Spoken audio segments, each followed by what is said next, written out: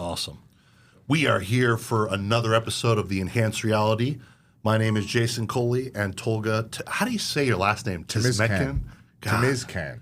Tolga Timizkan. You got to do it like this. And a man who needs no introduction, Sergio Oliva Jr., one of my good friends, from a longtime friend. We've known each other for a long time now. You're like the oldest person I know here in Vegas. Really? But it takes a podcast for us to hang out. I know. I see how We're it is. so me and him are like hermits. We don't do anything but work out and work. I see Sergio rolling to the gym tight as fuck. Then I see you the next day. Same thing. Yeah. Exactly. Everything's at the gym. Yeah, exactly. Yeah, me and Sergio met. We met what 2018 or 2019 when you first came to San Diego. Yeah. Where did you come from? I don't even remember where you moved from then. That was in L.A. You were in L.A. Oh, that's Yeah. right. You were in L.A. for a while. Yeah, so I packed up and moved to Florida when I was like 17. I'm like, I'm going to be a bodybuilder. It was like, I have a photo too. I'll have to show it to you. Maybe we could throw it up. It's it's so embarrassing. I've never posted it. That's Really? That's how like skinny I am.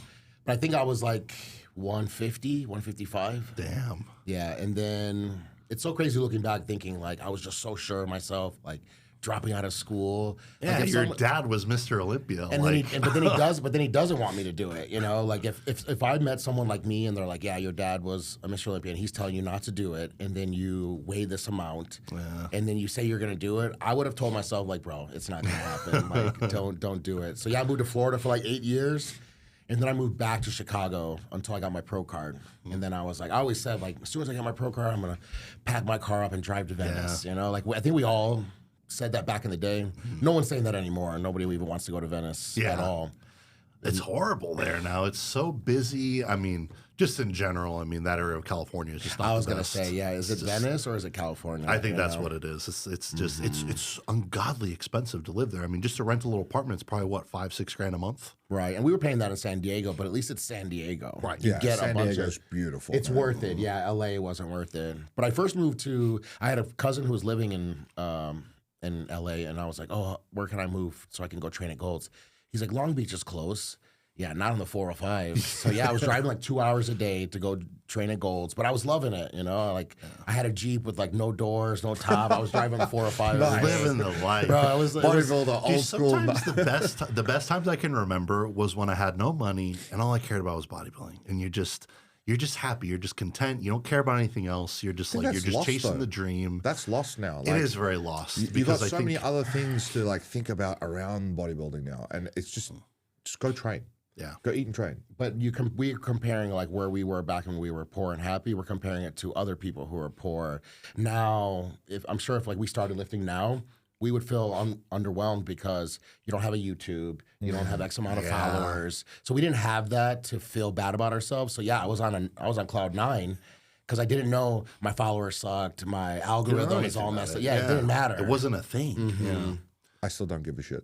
I honestly still don't give a shit. I'm like, yeah, I just post whatever the fuck I want. It just sucks that you have to have it nowadays. Because I know we've talked about this a lot, where like social media, it's good and bad for bodybuilding because it allows people to make money. But I think it's made bodybuilders worse because it adds a huge layer of unnecessary stress. So much content you have to post. You know, the people that just hate on you for no reason. There's no other better term for it, but they just shit on you because they have a voice. They didn't have a voice. You weren't able to call up the magazine and be like, tell this guy he sucks. Yeah, you know? Literally. Like, you'd be in a magazine and like the idea was like they talk you up the whole time. Like anything that was written down about you was all positive. And now it's like 90% of it's bad. It's hard to find like, something positive. Yeah, exactly. Yeah, for sure. Yeah, it's wild to think about how it was just about like magazines, and that's what we were talking about the other day. And no one comes up to you in the gym and is like, you suck. Like, right, you never. place third, like you suck. Like I would actually respect that more. I really would. I'd be like, man, bro, I would shake his hand. Like, yeah, it would mean more if someone like, bro, you went that out of your way to tell me I suck, rather than just like you saw someone doing well and you're like mad. And it's such a shitty way to do it because like they're doing it behind their phone and they're just saying you look like shit. They're not offering any like constructive criticism. They're not making you better. They're It's just saying you actually suck. interesting as well, the fact that they're telling one of the best bodybuilders on the planet they suck. Yeah. what about you? Where's your accomplishments? He does this. He pulls people up all the time. Now Aaron's jumped on the fucking train as well. No, but it's good. Putting the comments with their photo. Oh, it's the best. Bro, I wish I had the time to do it. I would love to. Don't worry, there'll be plenty of this video right here. There'll be plenty from this. Oh yeah, there will be some people that will comment on here and be like, "Oh, you have Sergio on here? I don't like that guy. He talked shit to me back in 2015." Yeah, and called me fucking skinny. I'm like, yeah, because you probably were fucking skinny. So yeah, you're right. And then it's funny because then on top of it, then you have the old school guys telling you how you're not also doing well. Dude, that kills me, man. Because it's like on so many different levels. Like we can have a whole conversation. We can have a whole podcast on the lighting and the criteria for judging. And once you have your glutes shredded to the bone, you sometimes look worse. Yeah. So that's like a whole nother conversation. But no matter what they don't want to admit is they were able to go to the gym and go home, and that was it. You had a photo shoot for a magazine, that was it. You didn't have to do YouTube. You didn't have to set up a tripod. You don't have to worry about your followers. Like, it's funny you were saying, like, you don't give a shit about followers. I don't either until I have to reach out to a sponsor. And then you're slapped in the face with how fucking, much money you're going to make them. Yeah, and that's what it is. And I get it. Like, I mean, if it's you a business. Yeah, it's a business. To me, the reason why I don't care about followers is because the minute I personally think that I have to please other people when it comes to what I put out, the content I put out there, it's taking away from who I really am. Yeah. But that's the thing, you haven't done that. You haven't, flipped to the point where you have to make content. You do it at your own time. Jason makes it in his own time and our own schedule. I think a lot of young guys now are they're feeling the pressure so hard to like constantly keep pumping out stuff. The quality of what they're putting out is terrible. The advice, what they're putting out is terrible. Like all these science freaks that are like, use this momentum arm and do this. Fuck you, train. All they are is copying other people. Yeah. That's not that. It might be their opinion, maybe it is, but it's not. It's none of their work. It's none of that. All they do is look at other people and go like, "Oh, this guy started blowing up, so I'm going to copy what he's doing." Do a row that way, and then say like some rage baity title, like if you don't row this way, you're an idiot, or this if me doing 3 reps of 60 pound dumbbell curls is better than your 30 pound like 12 rep set and shit like that. And I'm like, what the hell? You know how many times Dom has put me in my place when we're talking about training? He goes, bro, I can put you into 2 different training programs. Both are going to work the same. Just your intensity of how you execute the movement, and the rep ranges could be completely different. And which one do you like more? Muscle tissue does not just adapt to the training style, it adapts to the amount of load that's being put on it. If you have, remember the good old saying Arnold used to say, shock the muscle? You're right. It is basically true. You're shocking the muscle every time you're training, but doesn't mean you have to do some fancy fucking bullshit. It just means you have to go in and train harder than you did last time and give it new stimulus. There's a different saying for every single person, right? Yeah. Lee Haney was stimulate, don't annihilate. Yeah. I annihilate the shit out of my body. Like, what are you talking about? It's so insane, But exactly, is he wrong? No, when I went to go train with Dorian in Spain, so after I left San Diego, I went to that's right. Yeah, I remember. I went to Dubai, and then that was a whole. Yeah, so you were in so for the viewers, you were in San Diego from what was 2019, I believe. Yeah, I think it was 18 because I did the Olympia, 18, yeah. right? And then 18 until 22, 23.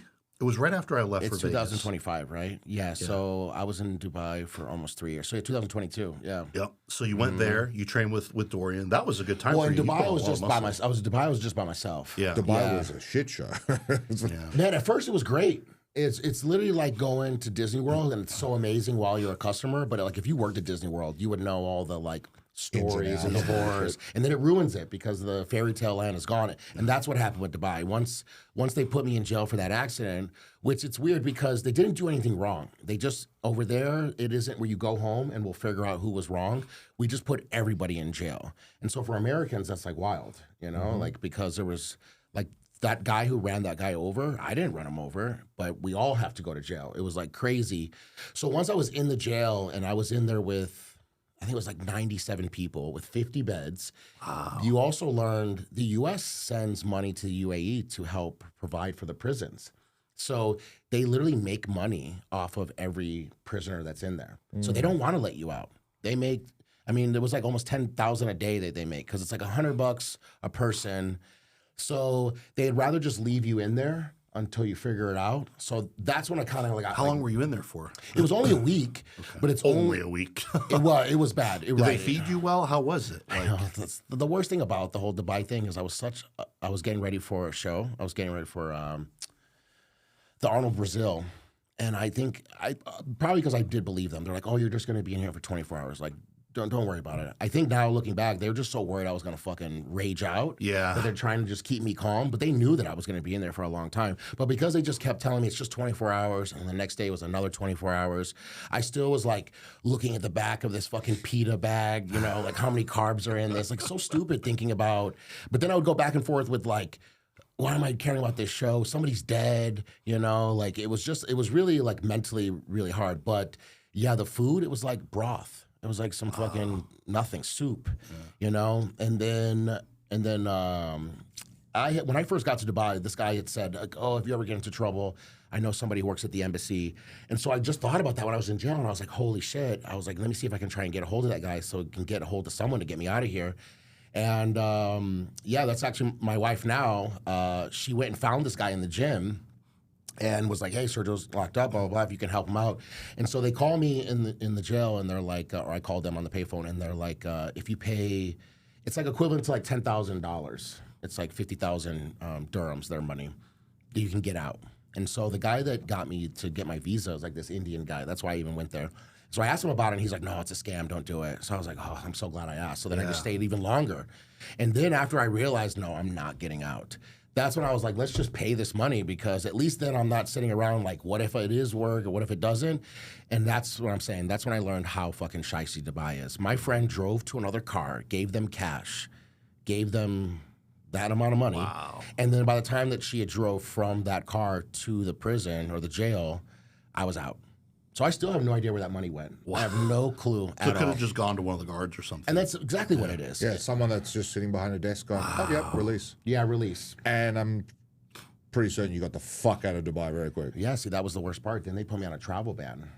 Because they do have this thing, it is really cool, because the majority of those people in Dubai, they're slaves. They really are. That is what it is. When you're working off of $2 an hour, you are a slave. Yeah. You know, there's no overtime, they die.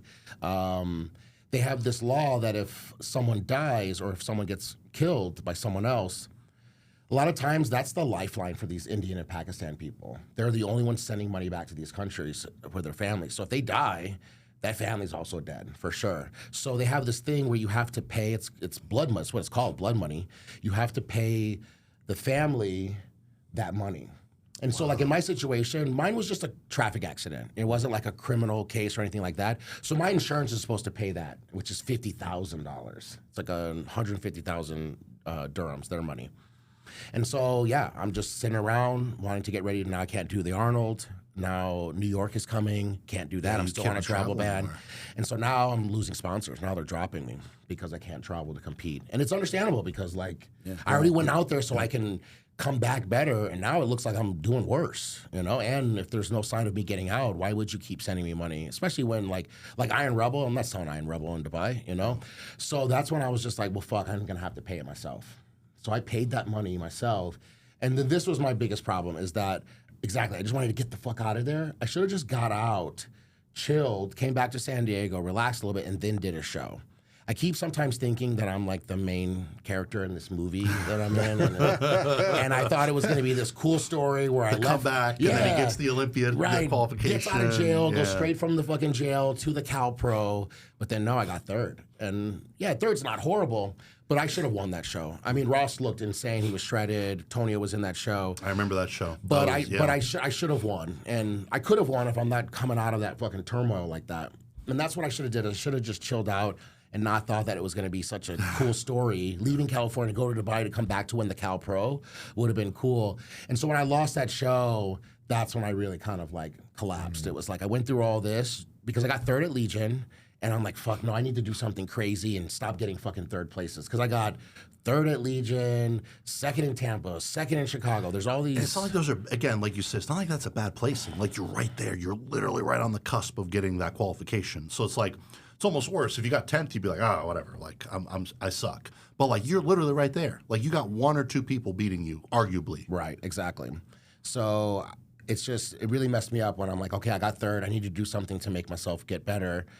Do something drastic just to come back to get third again, you know? And honestly, it was probably a worse show.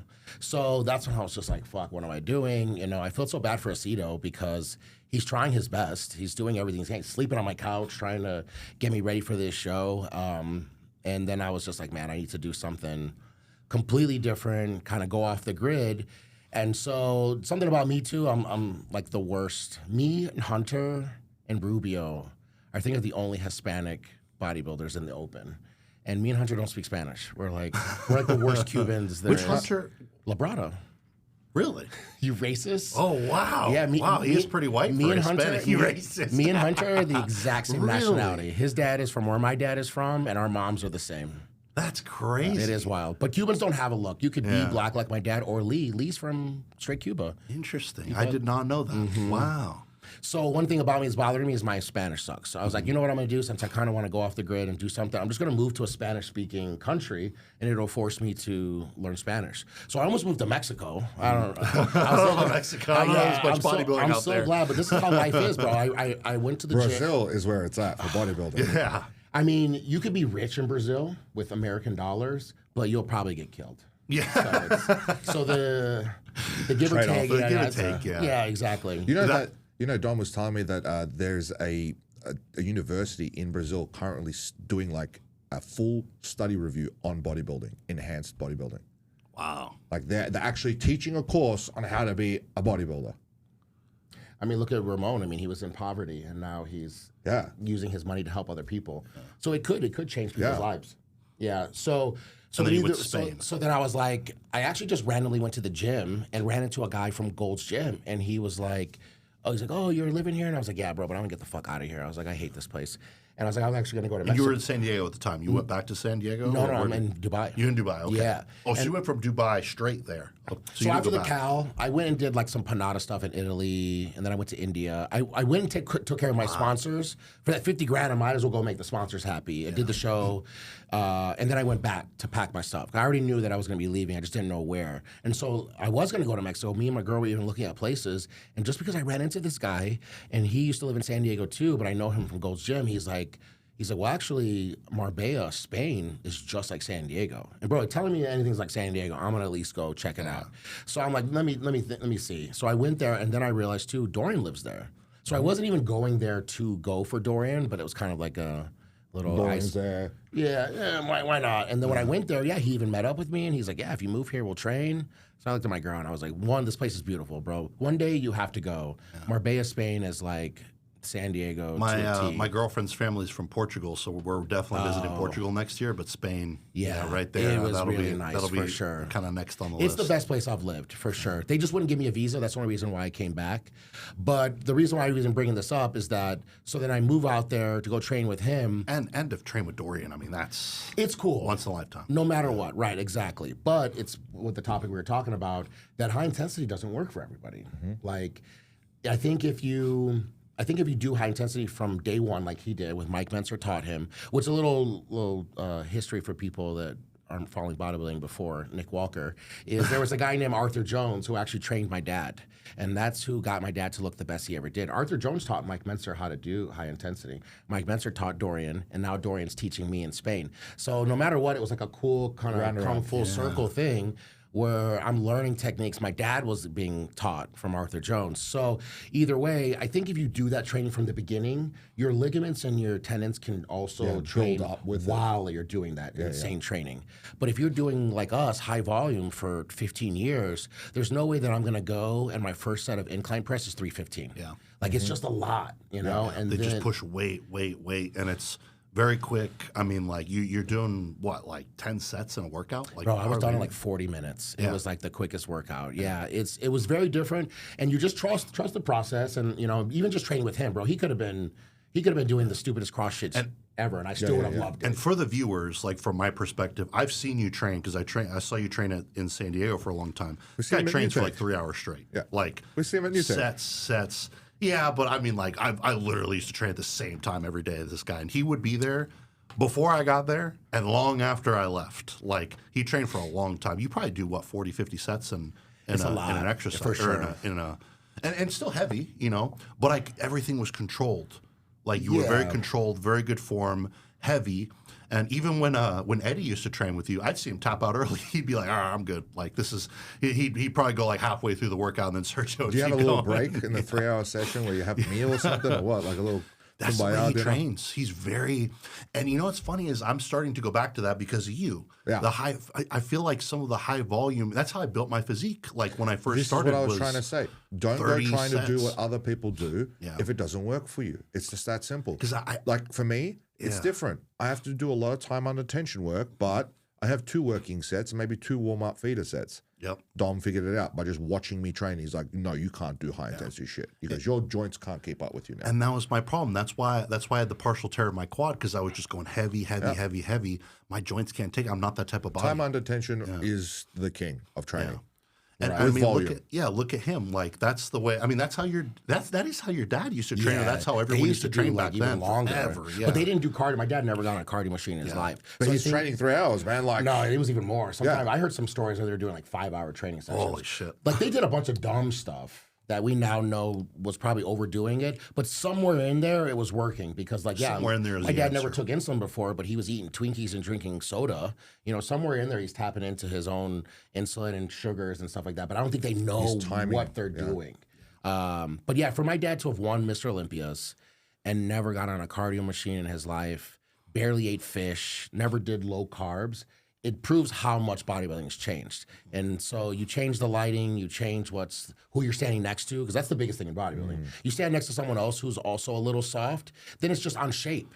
You know, otherwise Lionel Bayecki and people like that, they'd win every show if it was like back in the day. Yeah. A lot of But guys don't know now it's that detail. Yeah. But exactly, but you know, people will be listening to this and they're like, yeah, he's trained that long. That's why he doesn't win a show. But if I won those shows, wouldn't you then be saying like, oh shit, he's also gained 150 pounds of muscle? It's a lot of muscle to gain. I mean, I also was super skinny to gain, but no matter what, I've gained that much weight. Yeah. So it does work. But for some reason, bodybuilding, it's not for some reason, it is true. Your report card is what says if you're right or not. You know, like look at Nick, right? I always use him as an example because he started off training stupid heavy, shoulder pressing 150s. Now look, he's changed his whole Well, training. he was around. leg pressing 5 plates That's yesterday. it. Super Yeah. slow, But look at his legs. but it's growing. So then tell him it's not working. He's found a map for him. Right. So he built his base based off the heavy work and then realized, I'm not going to be able to do this for a long time if I keep training like this. I have to find And I something would argue different. it's working better than it was before because it's harder to get bigger when you're big. Yeah. Here's the Yeah, thing, though. yeah. When, as a younger person, you recruit more fibers. As you get older, your body gets more in tune with how to recruit those fibers. It becomes better more efficient. because you've practiced. Yeah. Training is practice. People don't realize. Just like when people go play soccer or rugby, you're in practice. You're in pre-season mode. You're practicing to be better. That's what training is. And It's your not just body bodybuilding. becomes, and your It's- body it's becomes training. more adaptive. It's going to not want to exert as much energy. You have to force it to exert energy. I always use this as a funny example. Do you remember driving here? Yeah. Like, do you remember driving here, like literally the whole drive? Yeah, man. I don't know where the fucking roads are here at the moment, so I'm like looking at ways. But that's why, because you're on Google Maps, right? Yeah. You're learning how to drive here. Yeah. Once you have that drive down, you just do the drive. You don't really think. Like your brain shuts off. Yeah. That's an adaptation. Like you don't remember driving somewhere that you've driven to 500 times. Like you don't remember the drive every time you drove to the gym in San Diego because you drove there 500 times. Yeah. That's an adaptation. So it's kind of like when you've done a bench press 500 times, eventually you start to recruit less motor units because you just become more efficient at it. You just have to move force point yourself A to point B. to recruit them better. And that's usually up here. Yeah.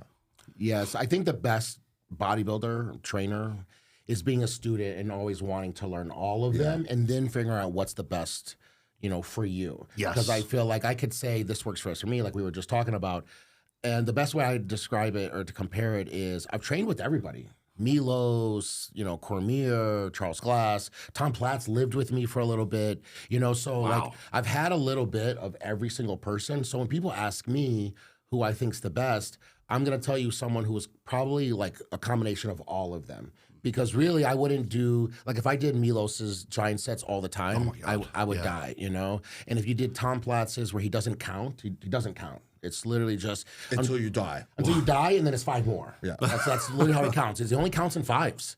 It's wild, and that's it's overdoing it, you know. And then also too, when you're a little bit shorter, your low center of gravity, you can do a little bit exercise a lot bit different than taller people. Yeah. So sometimes it comes off like you're training harder and better, but really it's actually easier. You don't have as much as much ground to move. Yeah. Exactly. So, yeah, I mean, Cormier is probably the best person I've trained with because he went to the UK, trained with Dorian after he was training with Flex Wheeler and Charles Glass for so long with the high volume. And then he implemented some things into his training where then he did still do kind of high volume, but the form, and that is what I was going to say, is that like the high intensity with Dorian, it injured me. It did. It took me out. It was rough on the shoulders, rough on the joints. Taking the whole cable stack and lifting it up and holding, because he's big on holds. It's rough. But I did learn the negatives too. Yeah, right. Like he pulls it up and then you got to like hold it and slow it down. He just pulls it up again. You're like, fuck, man, I don't know how long my AC joint's going to hold. But I'm back. The things you learned. I remember you telling me this. Yeah, I never held mostly pull downs. And not so much on rows, but mostly pull downs. I never held it for like a second. And once you do, like there's a difference of like holding it and just because you're just squeezing your back, together and just kind of compressing everything together, or you're holding it and then now that muscle is what's releasing it. Because if I'm doing a pull down and there's no stopping, it's on the same muscle. But if I stop, and even if I can't hold it for long, just because I'm trying to, I'm now automatically releasing it with a different part of my back. Yeah. And I realized I was never using that for fucking 12 years. So now I am doing that in my training. Now am I starting with the whole stack? No. So I took a little bit of what he showed me and then implemented, and that's what kind of Cormier did. But how many people do we all meet where they're doing something where it's like, it looks stupid, but it's working for them. Yeah. And so that's how you always know if somebody's full of shit. This is the easiest way to know if someone's full of shit is that they say, this is the best. That's how you know right away you're full of shit, because how do you know what's the best for me? That's what I've always thought. I'm like, I've learned this from this person, this from this person, this from this person, and you kind of adopt everything together. And you being a smart bodybuilder, you go like, this works for me, but I'm not doing those stupid things. Like the same thing, I've always thought Milos' giant sets. I'm like, there's no way I'd be able to do that every leg day. Like, what the hell? I puke. Yeah. Right, Ryan, you did it with him. Yeah. Or with Hide, the giant sets, and she was just puking. I'm like, yeah, that's same for you. What's the benefit of puking? Like, you're just throwing up your meal. That doesn't help you. It's such an old school thing, too, like squat till you puke. Bro, if you keep training after you're puking, you're for sure just losing muscle. Yeah, you're losing muscle and you lost your meal. Like, that's pointless. Like, I All the had to work hard to eat you're that. fucked. Like, but it's like a manly thing if you puke. It's like something like kind of like a notch on your belt. We used to, in like high school, put like a squat rack up and we'd be like, okay, here's the bin. Let's see who pukes first. Let's see what the highest number is total. That was great. As the shits and giggles, boys get together and do dumb shit. And I think there's a time and a place for that. But as you become a more advanced bodybuilder, you realize like that's not helping me do anything. Like I may as well just fucking. This was for rugby, man. We just literally did it for shits just and fuck giggles. around, yeah. I'm sure Aaron did the same shit back in the rugby days. Yeah, I'd like to hear your opinion on this too because we kind of touched on it. All the old school guys obviously give us shit because they're like, oh, the physiques don't look as good, the training's not as good, the diet's not as good. They're always kind of just shitting on us. And I would argue bodybuilding today is much harder than it was back then. Sure, there are some physiques that you could say like, oh, that physique is better, that physique is better. But I think as a whole, bodybuilding is more popular. There are more good physiques than there was in the 90s, 80s, at any point in time. And kind of going back to like your dad won how many? He won three titles. Mm-hmm. So he won 3 titles. Basically, never doing cardio, hardly really dieting. I mean, we hear the stories of him having like a pizza and a full thing of Coke, like regular Coke after a workout, and not really knowing how to train. Just what he knew back then, and he won 3 Olympias. Right. To me, that's saying like. It was easier back then. And it's not only that he won 3, like Chris Dickerson won on a Mr. Olympia, but I don't want to look like Chris Dickerson. Right. It's that he won them and had this crazy looking body. It really was. The older I get, the more I actually really respect how he was able to keep his waist so small, his back so big, like legs weren't the main thing for guys back then. It wasn't a thing back then. It really wasn't, train them like so they're not really, but I bet if it was, because look, Tom Platz got deducted points because his legs were too big. Yeah. I don't look at Rubio. That doesn't happen anymore. No, Rubio's not losing shows because like, damn, your legs are too big and they're overpowering your upper body. They're like, keep your legs and grow your upper. Yeah. So it's just how he was able to do that and be so aware of his body. I think there's also genetics in there. I think he was doing a lot of things on accident, maybe overdoing things, and because he had good genetics, his body was not deteriorating. There's a lot of things like that with like science that you can argue about all day. But no matter what, the criteria for bodybuilding is for sure harder. It's way harder.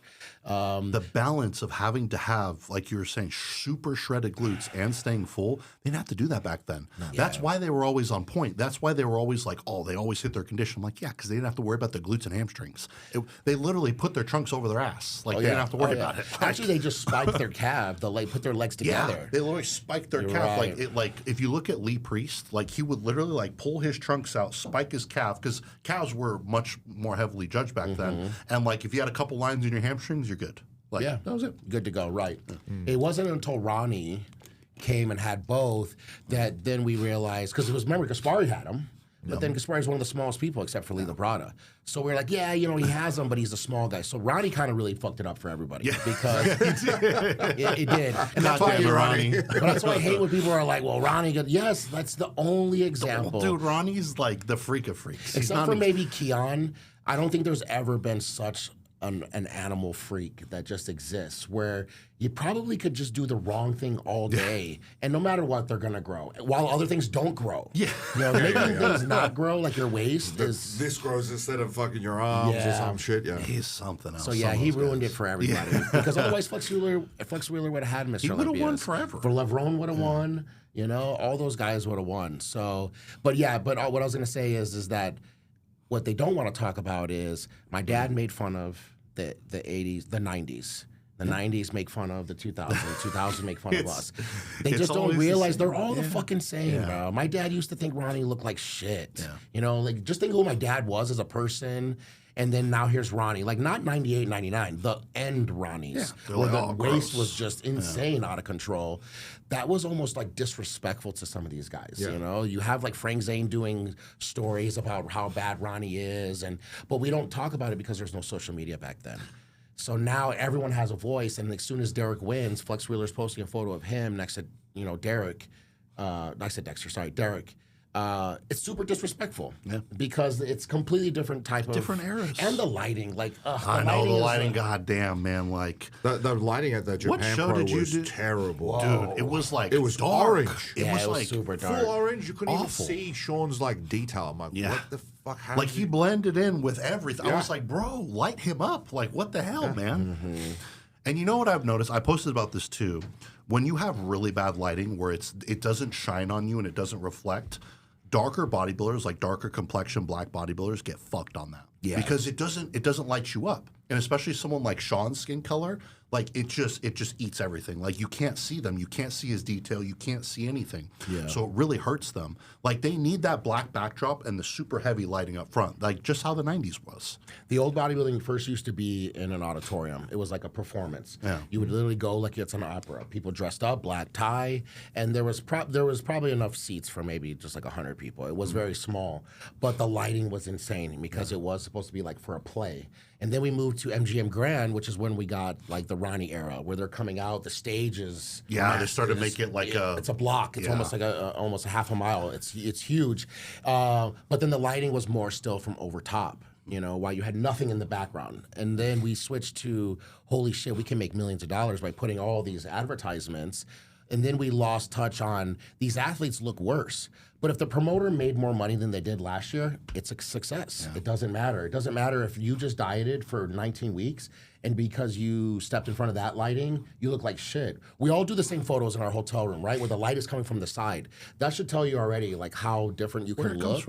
It changes your shape. And some people like me, man, I don't need like the best lighting, but if I'm under any kind of like shit lighting, I lose all my lines. Like because you're a shape guy. You have such a good shape. You have to be able to see that, like the shadows, the sweep, like that comes into the waist. So we could be talking about this, but nobody who's watching your podcast is from the 70s. You know, no one. I would assume not. No one's watching who's not a newer bodybuilder isn't going to know what we're talking about. Isn't complaining. It actually is facts, and that's the hardest part is trying to figure out. But what I will say is, what they never want to do is whenever they want to put those comparisons, because I remember even when Phil won, Samir Bannout posted a photo of Phil doing his back double, and someone took a photo from the front. That's the worst thing we're doing now. they're pushing. You have to. You have to. Have That's to how you stick tighten your up your stomach. low back. Exactly. It's You're so supposed insane. to do that. And most of these Asian shows are doing the ones where they go around the guy with the video. It's just so stupid. horrible. Like, but yeah, it was a photo of Phil doing a back double bi. Someone caught the photo from backstage, and then he put that photo next to a hippopotamus. It was like, Samir, what are we doing? and it's so.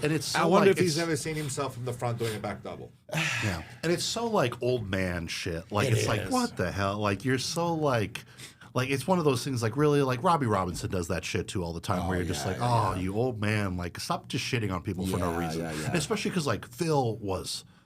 I mean, if you want to put someone that could possibly stand next to Ronnie, Phil is the closest. Right. The closest. If you had to pick someone who was kind of the best of both. Yeah. He had a small waist, but he's still shredded like today's criteria. Yeah, exactly. So that's why it's a good example to show that these guys are always going to shit on them no matter what because they're not doing it their way. Yeah. And then for some reason, I mean, who knows, maybe 10, 15 years from now, we're going to be saying the same thing. But I think when you start to be forgotten or your whole era starts to become you want to forgotten. start like that's what Sean Ray is. He's a walking nonstop of like, hey, I want to remind you about us. Yeah.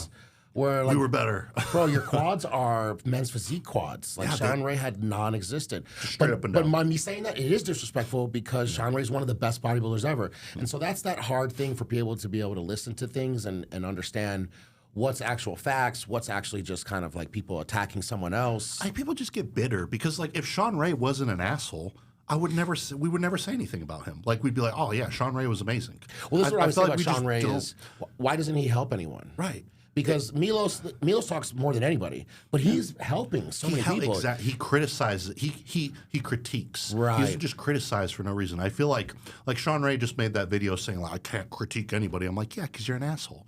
You don't do it in a way that helps people. You see the Japan show and they're asking him. He's like, I don't know who that is. I don't know who that is. Yeah, exactly. You don't know who anyone is. You don't follow it. Right. Yeah. But Cormier's training people, you know. But Flex Wheeler, Samir Banud, Sean Ray, Robbie Robinson, shit on people. They're not helping anyone. Where's the paying it forward, giving it back? Like if bodybuilding's so bad, I said this to Lee Haney one time too. I've known Lee Haney a lot, and you know he's probably the best person besides Brandon Curry, I think, in bodybuilding.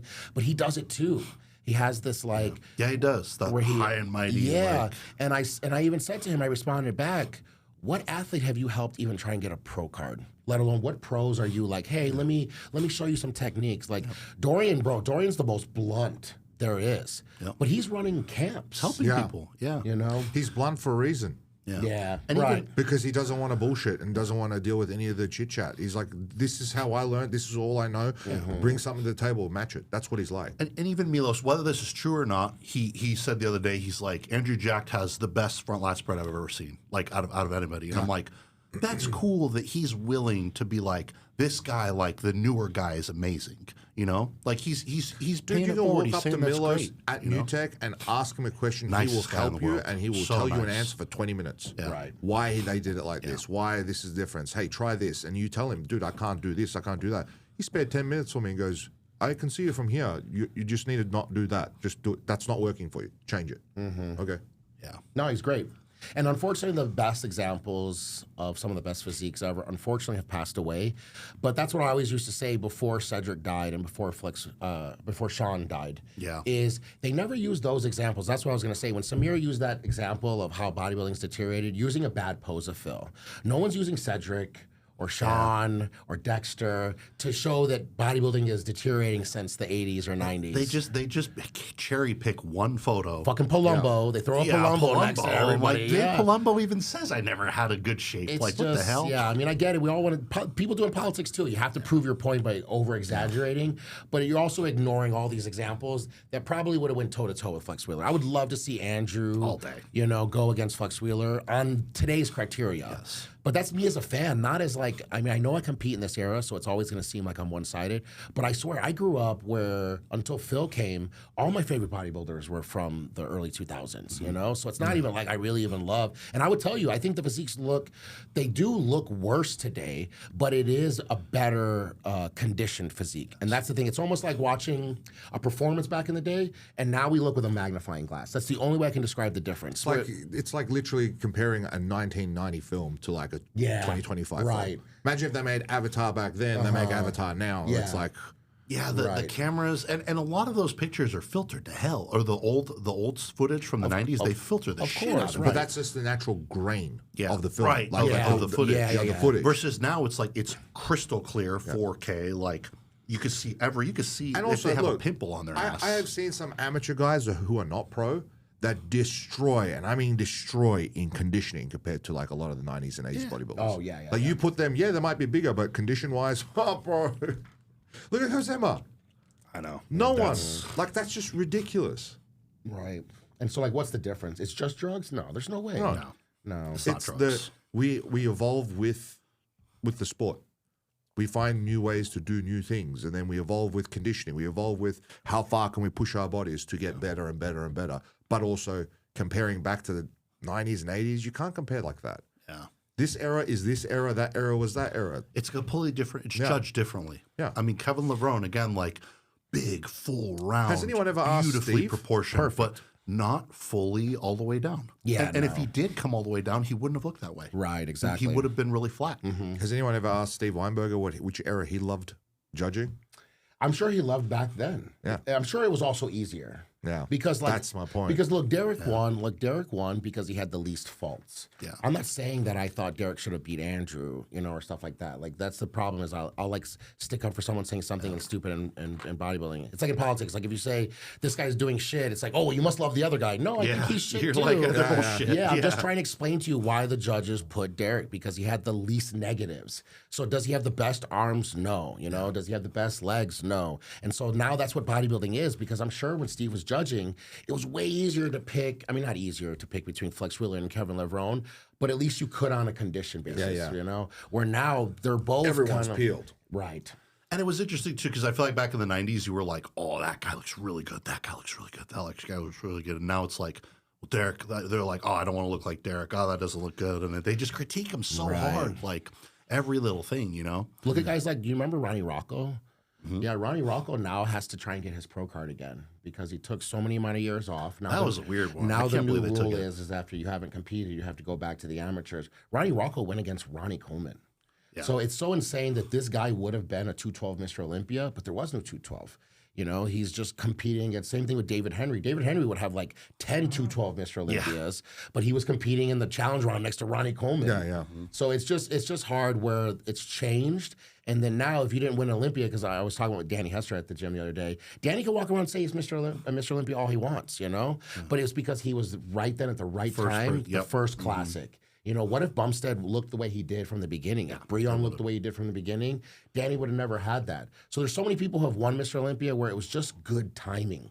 Branch Warren got second. I know, that was Victor Martinez is the biggest controversy in like Olympia history, And now he's like struggling to pay his bills. But if he had won that, he can now travel with that title of being Mr. Olympia. So it's tough because there's a lot of times where guys won for 7 years, 8 years in a row. It stopped a lot of other guys from winning. But we loved them. We loved Lee Priest, even though he wasn't even in the top 3 at the Mr. Olympia.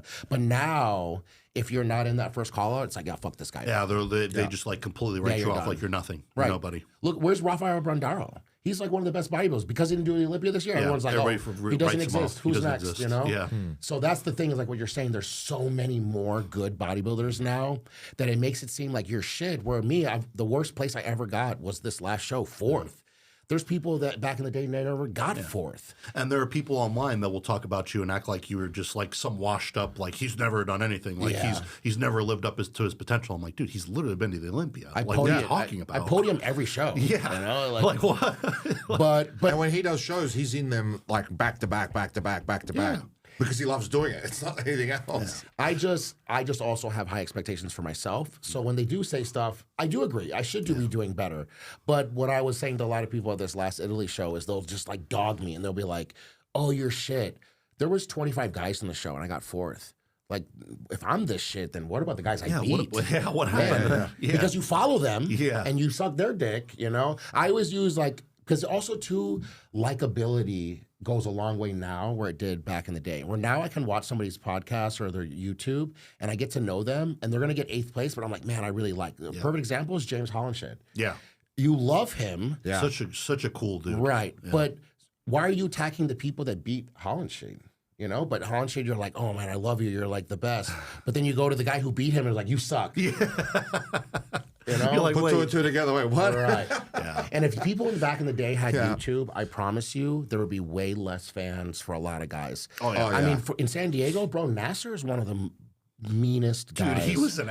You hear some of the stories, bro? Those interviews towards women, bro, he would have got canceled today. Yeah. Oh, and some were like, you know, the famous video where the girl's like, how are you feeling? And he's like, this isn't important. And I'm like, everyone's like, oh, so it's where badass. are you from? I'm like, you kind of. What does that matter? No, What he's does that super matter? degrading towards a woman, right? And exactly. But there's nothing that we can like cancel. I'm pretty sure that was his culture, though.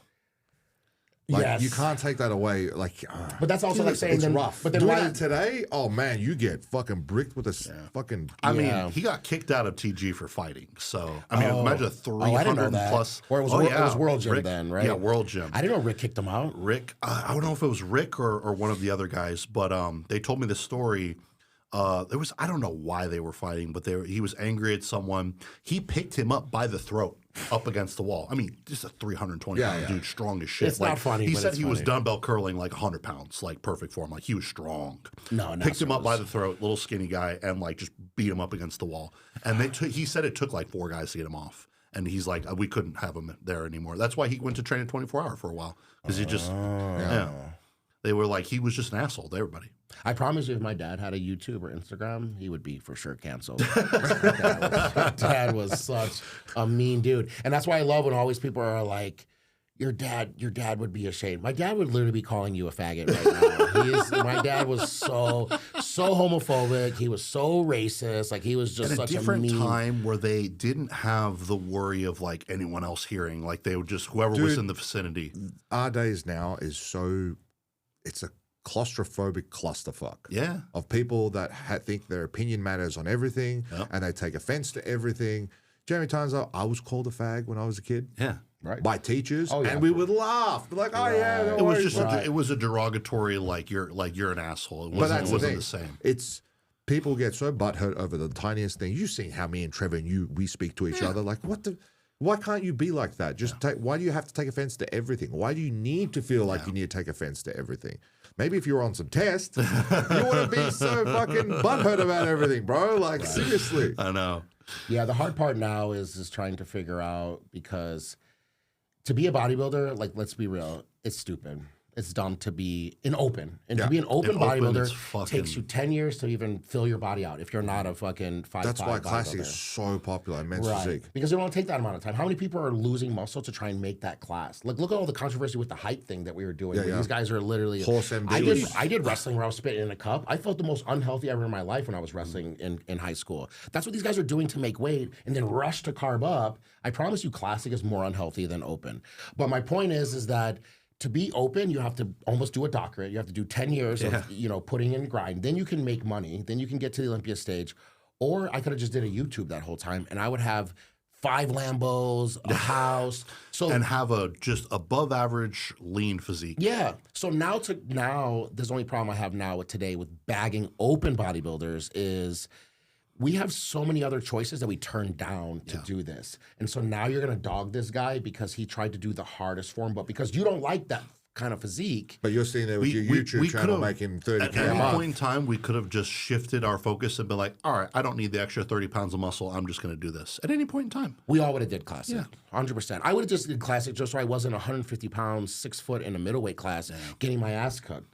I was kicked my ass in middleweight, then light heavy. I didn't even start getting wins until I was in the super heavy. Let's talk about that because a lot of people don't know. You turned pro when you were a little bit older. You didn't turn pro at like 20 years old. No, 30. It took a little bit of time. It took me 10 years to get my pro card. That's crazy, and that's a normal time frame for open bodybuilders, even for someone who's a freak like you. Was because I had to win nationals, not second place at a junior nationals. Yep. Mm-hmm. Junior USA's, junior nationals, And two USAs. pro cards in every classic. And USAs. right? And so it was different, and I didn't think that I was behind. I thought I had plenty of time, but now looking at it, but if you, everything's in comparison, right?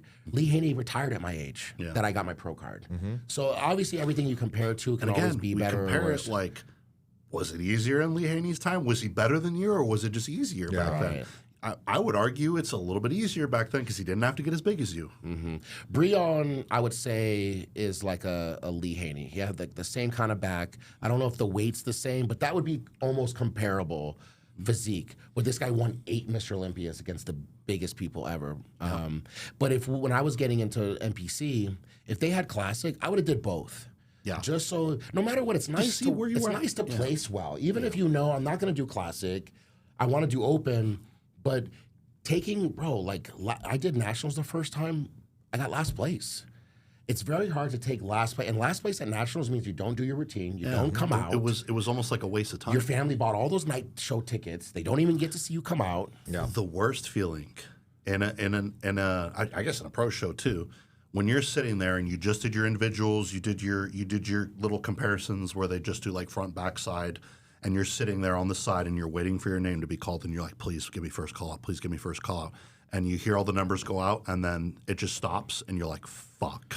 That is the worst feeling. And you have worst to feeling ever. keep the smile. Yep. And then when you do don't go wanna on your call you don't out, want to get upset. Yeah. When you do your call out, you need to go out there, still pose. Like you're like, all right, maybe I can just be like middle of the pack in the second call out or something. God forbid if the second call out goes out and you're in third call out, you're like, fuck, man, like what am I doing here? Yeah, thank God. I've never been in a second call out. The only time that I was even not in the first call out in prejudging was for the first Arnold I did. But I was able to work my way to where I beat Cedric, and I came back and I got that 5th spot.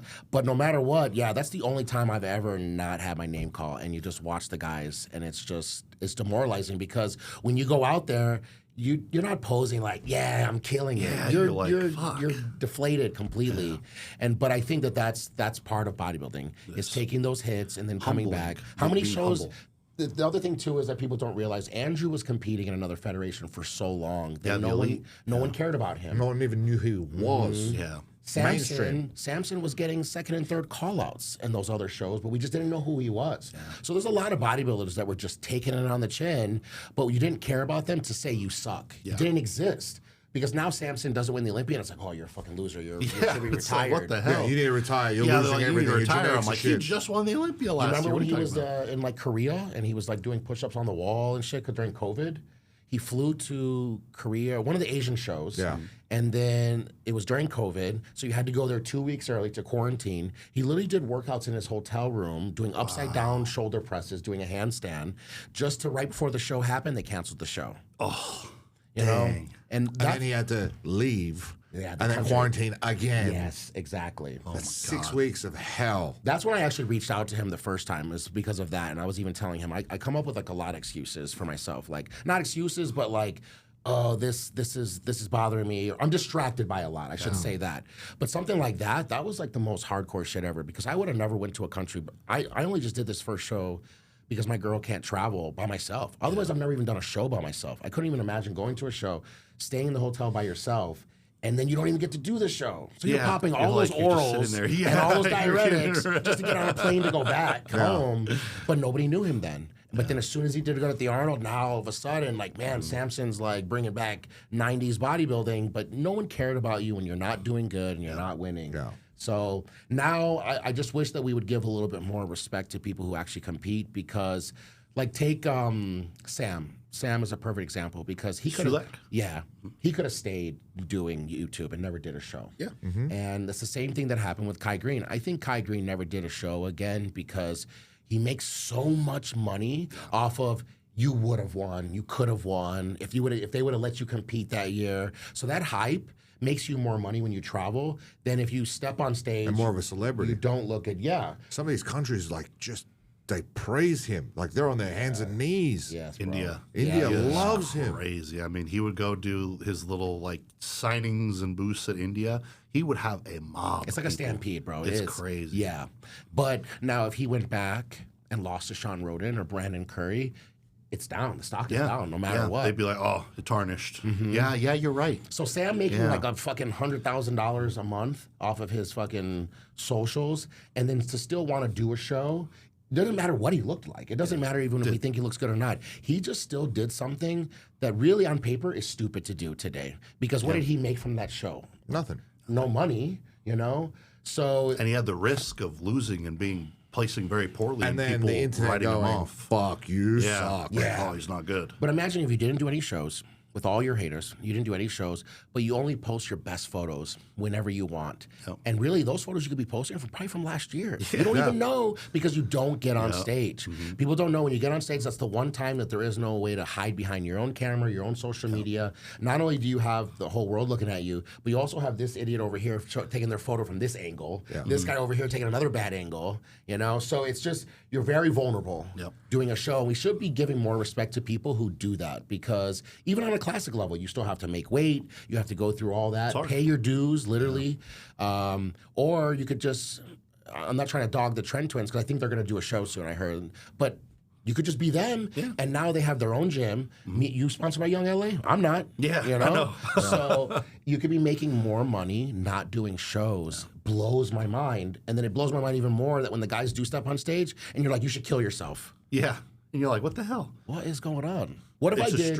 It's a strange world that we're in because you'd never think that 10 years ago, 15 years ago, that bodybuilding would be like this. You get less respect, really. You really do. Before it was like you stepped on stage, you did well. It's like, whoa, like that was like the pinnacle. And I think for me and Hunter, the only downside for us is there's no one else to compare us to because there's no other children of this sport. And instead of it being something like, oh, wow, this is cool because it's proof that bodybuilding does live on through your kids. You can teach your kids how to be healthy and do competitions, even if you don't want them to be a pro. I'm telling you now, my kids will want to do it. Yeah. I doubt Lee wanted Hunter to compete. I know my dad didn't, you know, but it's after a while you're like, okay, if they're going to do it anyway, I should help them. The problem is we can't compare us to anyone else. Because what if I got into bodybuilding and I did men's physique and I won? What if I won every show in men's physique? Is that better than taking third in open? No, not even close. Fuck no. It's Open not. is always the hardest. Like, there's a reason most people turn pro and open in their 30s. Even now, when it's easier, it's much harder back then. Oh, yeah. But like even now, most of the guys are in their 30s that are winning. Like, and I'm talking light, heavy, super. That is the hardest by far, because you got to think objectively. There are far less pro cards in men's bodybuilding, open bodybuilding, than there are in any other class. You got 2 pro cards in every single division and every single national show, and you got all the junior shows that you can turn pro and classic too.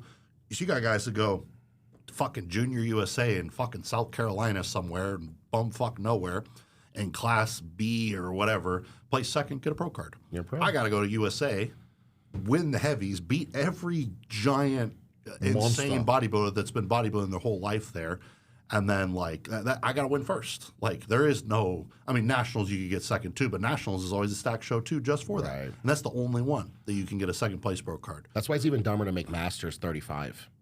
It's so insane when they moved it from 40 to 35.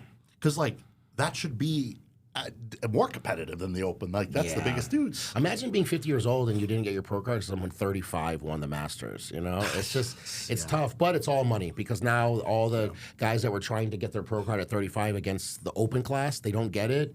Now you got their money because now they're a pro. Now you have your IFBB card. You know, you're giving back to that IFBB, you know.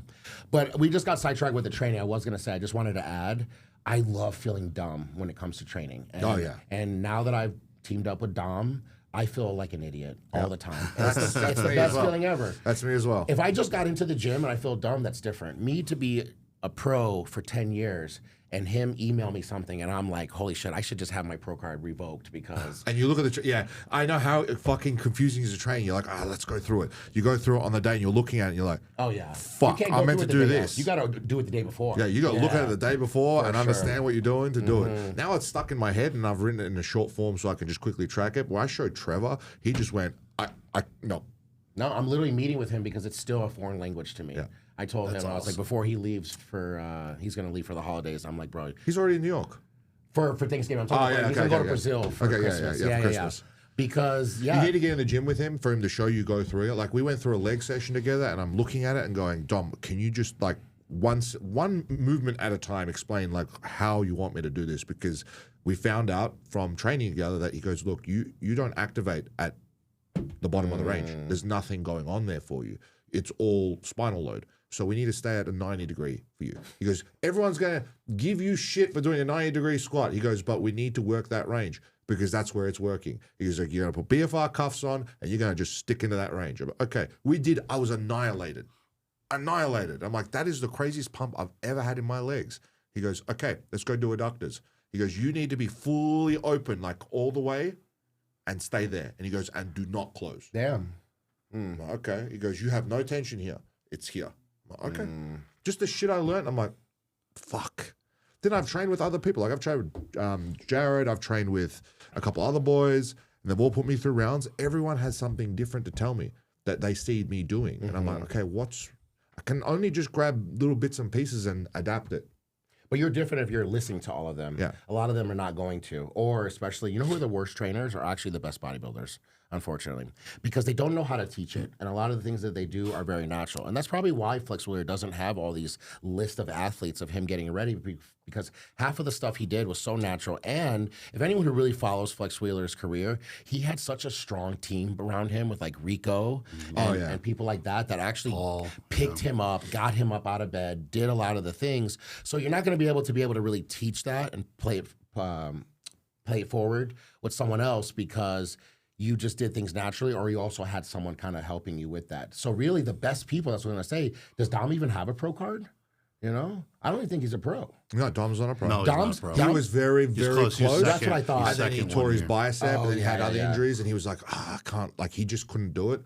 The man is shredded all year round. Yeah, it's crazy. Yeah. But he's one of the smartest people I think I've ever met. You know, nothing, and me and Amanda were talking about this, nothing makes sense to anyone else but Dom.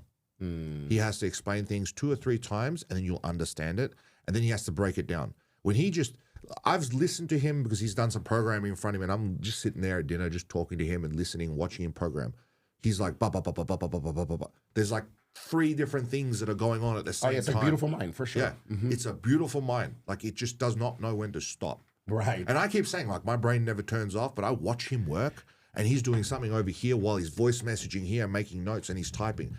There's 3 different fucking things going on. And he's trying to eat a meal at the same time. I'm like, how the fuck are you like multitasking like this? I love people that are really smart at what they do, but somehow don't make you feel like they're using it to make themselves feel smarter.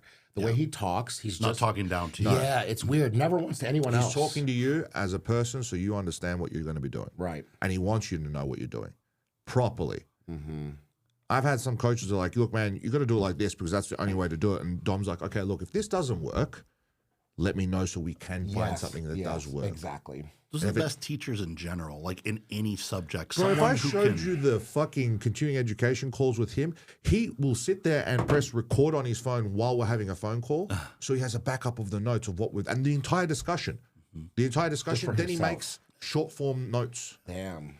And I'm like, fuck. and being genuinely wanting to help someone rather than just having an ego being like, I know more, like you're just coming to me to learn from me. There's so many people who are not science-based or just in the research realm that are like that on social media where it's just like, it's just their ego of just wanting to be like, yeah, I want you to know that I know more than you. Yes, that's exactly what I'm talking about, And I'm right? like, It never comes off like that. He's also the first old school, he's an old school coach that's adapted to new school. Yes. But he's also one of the coaches that have pulled me aside and go, Tolga, I want to know what you would do in this situation. And then he learned something off something I've said and he goes, that makes sense, but what about this route? Like he had an athlete competing and he's peaking them. And then I'm sitting there in the room with like Joey and like a couple other people. And he goes, Tolga, what would you do? You're asking me what you would do to an Olympian? Like Torigan. He goes, yeah. I'm like, I don't have a place to say, bro. Like I've never prepped a top open Olympian before. He's like, but if it was an amateur and this is what you were dealt with, what would you do? And I explained, he goes, we're going to go buy some bacon. I'm like, okay. Like, And that goes to show how smart he really is because someone who is really intelligent in their field never stops learning. They can learn from anybody. Right. Exactly. dude, he has mentoring calls himself with specialists, doctors, endocrinologists. He's learning outside of the bodybuilding world. Outside of bodybuilding to implement into bodybuilding. And that's how he fixes a lot of things. Like, did you have any issues with digestion after that last prep? Yeah, no. Yeah, exactly. I mean, with my old coach, Yeah. But with Dom, like, the meal plan is confusing as shit. People always complain to me because now I've adapted my meal plan writing like him. And they go, I don't understand it. I'm like, either this or this. And if you wake up fucked, fast a little bit. Yeah. Just a little bit. Let the body clear its system. It's just so simple. Yeah. Yeah, I've been really excited since I started with him too, because I think a lot And of you blew the fuck up. Yeah. People don't realize how much your back came up. They really Yeah. don't. They really do not realize like how much thicker You're and not first, better it you're is. last, man. And You I'm know. like, fucking A, man. They're like, he hasn't made any improvements. I'm like, what?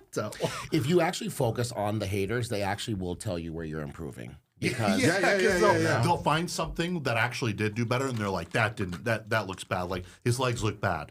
I'm like, his legs are huge. What? or when they're not saying anything that they used to say. That's my favorite, because this is the first time I've ever done a show. No one said nothing about my back. I did have a torn meniscus for a little bit. I just didn't tell anybody, but I was just fighting through it. But I did that last Arnold against Nick, that Legion against Clarita with a torn meniscus. But I'm just like turning my leg out a little see bit it. to not see that anymore. I couldn't see it. And now my left leg's bigger than my right. So people now not saying anything about my legs or my back. It actually is a compliment. So you can find the compliments in there, but most of the time it's hard to, because that's the thing is like, you think we don't know? It's the same thing when they say you should go ask the judges. Like, what? Should I go ask the judges? And they're like, you need more back. Oh, that's what it is. I thought I had a Ronnie Coleman back this whole time. Thought I had a full turtle shell. Sorry, bro. Man, you know? I know. I'll That's come why back I in a don't- year. I'll come back in a year Dude, with I don't another even 30 ask. pounds on my back. Yeah, no worries, I bro. don't even ask for feedback from the judges anymore because I'm like, I know what I need to See, work but that's on. the Like, tough I part just- about the sport is that you have to play that game. Dude, you know who the you biggest do it line because is? you want them to be like, They oh, want that. They they want to want- tell you, yeah. you're already going to do your arms, right? And now they're like, you do your arms. You're already going to do that. You come back with better arms. They're like, I did that. Like, yeah, I told exactly. Jason. I Yeah. told You know what the Jason. two biggest like feedback lines at any show are? Of what divisions? Men's physique and fucking bikini. Damn. Biggest like for feedback, those are the two classes that I've seen every single show line up.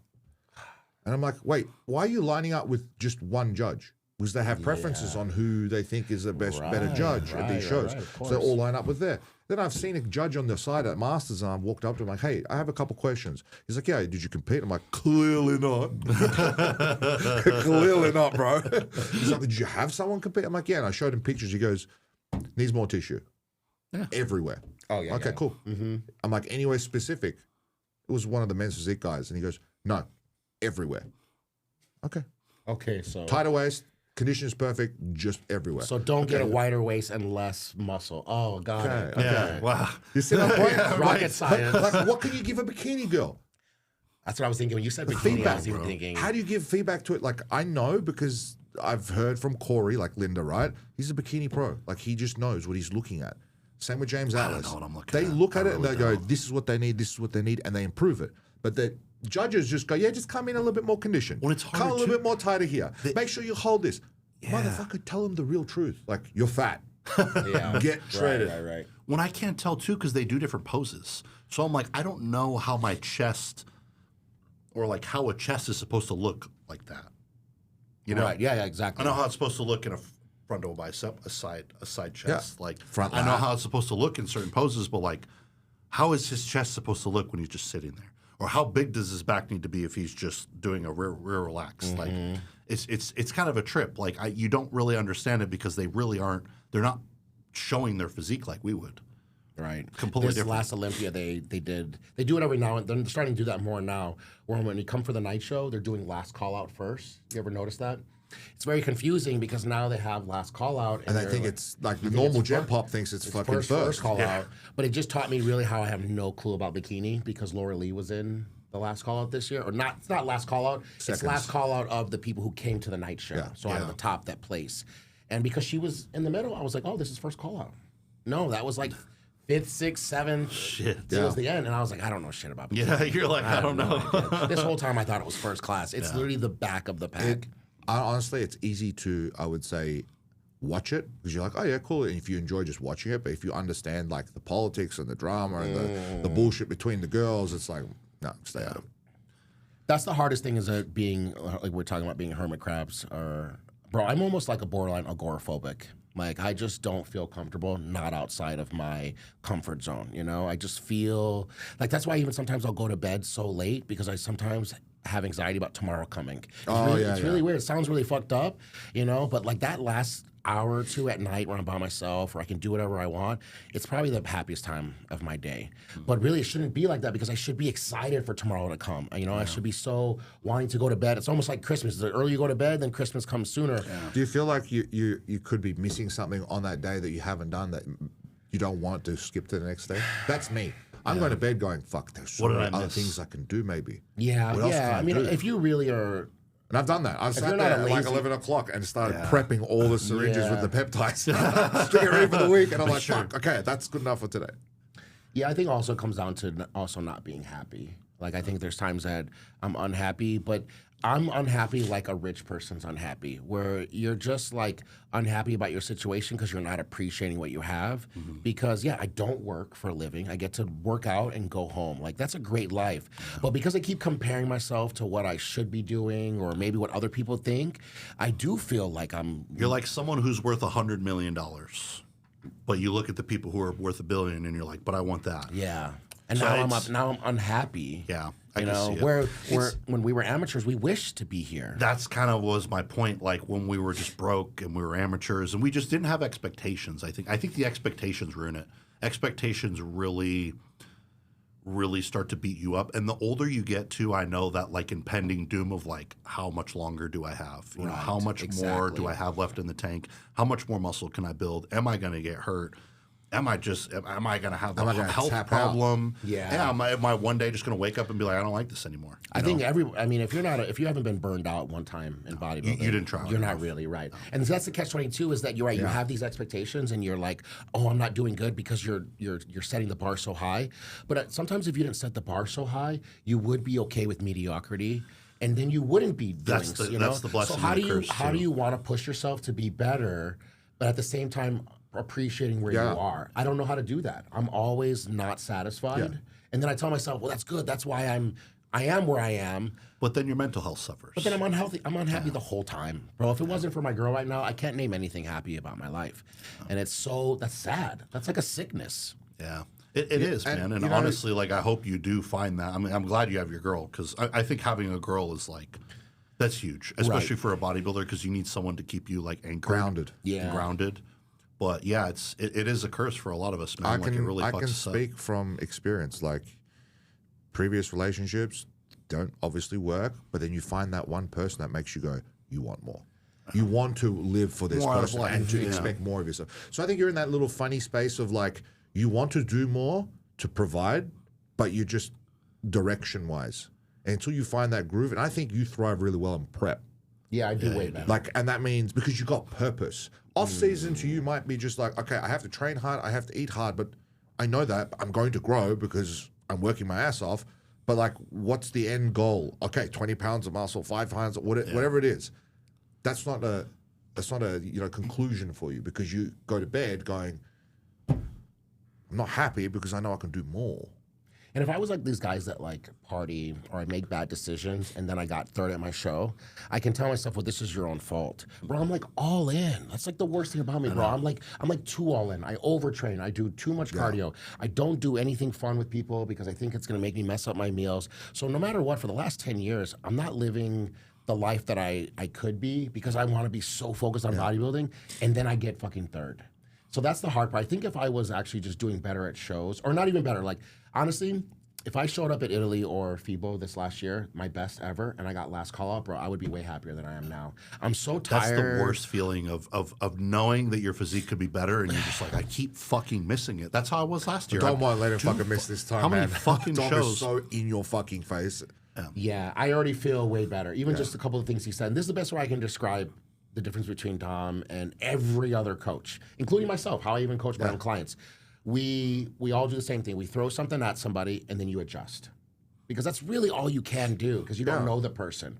How about if you just figure out from the inside out how someone ticks and kind of what their body works with what, doing like little test trials, you know, just to see how my body would look like. If today was the show, what would have happened?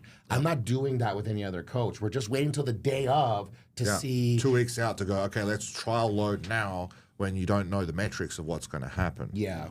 That's a very interesting point to make, actually. You're very on the nail with that. It's hard to do. You have to be on another level to be able to even break somebody down like that and to care about them the whole time leading up to the show. And so, like, for me, also, I'm not anything special, but every single person I'm with, I'm the heaviest that they have. And so that takes you having to learn a different type of amount of carbs to fill somebody out. Stefan had Regan to kind of practice with, and that's why I knew by the time that me and him did a show, if he wasn't able to kind of get those carbs down for someone who weighs less than me, I'm like 280 on stage. There's no way that you're going to be able to figure it out. It's hard. Someone who's tall and big is a whole. I know it's hard because I can't even figure it out myself. But 95% of bodybuilders say the same thing. Oh, the day after I looked amazing. If I had just looked like this on my photo shoot, bro, I'm the opposite. The day of the show, the day before the show, even sometimes 2 days before, I've been telling my girl, I'm like, man, I wish I could go on stage right now. Like, I wish I could go on stage now. I've noticed that a lot with mine. Is I always when I fucked up and I'm so flat or too spilled over or whatever, I look the next day. I'm like, oh my god, I look terrible the next day. I don't know why everybody looks better. Yeah, no, I got pictures of the next day after the last show I did. I'm like, oh my god. There's not just one way to peak, and I'm learning this very, very interesting with one of my figure girls at the moment. There's not just one way to peak every single person. Yep. Some people need to be fed very slowly up to the show, then like dramatically increased and then pulled down, so the water goes in and out. Yeah, see, mine is I have to overdo it the day before and then do nothing. I think that's one of the things that people that are hard to peak. I think that's a very good strategy because it's very hard to predict what the carbs are going to do. But if you have that full day to overdo it and then pull it back, because then all that food gets digested too, so your stomach's in, you're not watery. And then you clean it up, and then you wake up on Saturday, and you're like, "Oh, this is good." And then you make little adjustments until you get ready, until you step on stage. Bigger guys are so much harder to fill out and actually stupid hard. Like everyone thinks, because amateurs are different. Amateur at 280 or 260 on stage is different to a pro with like real stupid conditioned muscle that's not going anywhere in a prep. Like the tissue you were going to lose is not comparable to tissue that an NPC or an amateur will lose. It's not the same. It's also matured, and that's not. So it doesn't take as much to fill that up, and you can make it look a bit different with a little more potassium, a little bit sodium, more carbs. But that there to fill up truly and then hold it and then feed it fats to try and fill up even more, then there's other tricks that you want to do. Like just watching some of the preps with Dom, and I'm like, I'm out of my league. And who you stand next to. Yeah. And then you have to take that into, that's a very good point. That's important. Who you're standing next to? You could be 80% at an NPC show and look like, holy shit, this guy, I already know this guy's winning the overall. He walked out. Most of the guys that come in at 85, 90% look better than the guys that are trying to hit 100. Yeah, they usually win. You should never hit 100%. Yeah. Never. That's a hard truth that I need to remember. Because if you hit 100%, there is no room for correction. Right.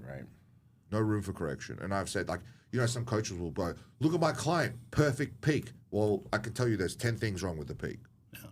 Because he's soft, he's fat, he's blah, blah, blah. You're saying this to make your client feel better about what you have provided your client as service. Dom will not do that. Dom's done that with me. I've done that with my athletes. Man, I fucked that up. I'm sorry. I'm honest. I fucked up. I should have given you more salt.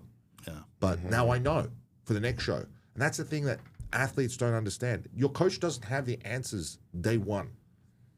You have to do multiple shows together to get better and better and better and understand how that body changes. And I'm sure you know that. Saying that, I messed up and now I already know what to fix, gives me more confidence than like after I left Italy, where I'm having to argue with someone where they're telling me it's the best I've ever looked. It's not. And you're like, I know it's not. Like, what the hell? You're the athlete. You know when you've looked the best. Yeah. Because you'll point at it and be like, look at it with clarity 2 days later and go, fuck yeah, I looked insane. We need to replicate this, but better. Mm-hmm. Yeah. And Dom's not that guy, and I'm not that guy anymore. I've learned from Dom. You look like shit.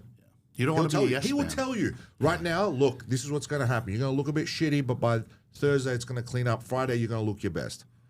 And then we'll fucking manipulate it.